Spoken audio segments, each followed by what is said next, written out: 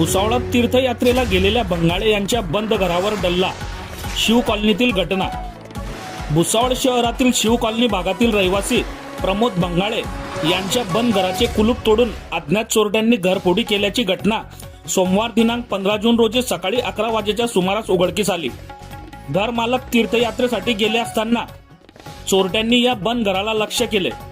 मिळालेल्या माहितीनुसार शिव कॉलनीतील रहिवासी प्रमोद बंगाळे हे कुटुंबासह पंढरपूर येथे तीर्थयात्रेसाठी गेले आहेत. घर बंद असल्याचा फायदा घेत अज्ञात चोरट्यांनी त्यांच्या घराचे कुलूप तोडून आत प्रवेश केला. सोमवारी सकाळी 11 वाजेच्या सुमारास हा प्रकार शेजाऱ्यांच्या अथवा नातेवाईकांच्या निदर्शनास आला. या घटनेची माहिती मिळताच बाजारपेठ पोलीस स्टेशनचे पोलीस अधिकारी व कर्मचाऱ्यांनी तातडीने घटनास्थळी धाव घेतली.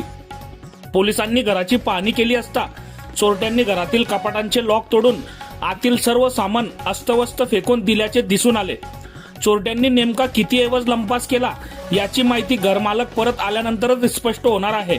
या प्रकरणी भुसावळ बाजारपेठ पोलिसात गुन्हा दाखल करण्याची प्रक्रिया सुरू असून पोलीस चोरट्यांचा शोध घेत आहेत. बघत रहा MH19 न्यूज. मुख्य संपादक श्रीकांत वानखेडे सोबत ब्युरो चीफ जोएब सय्यद, जळगाव जिल्हा, महाराष्ट्र.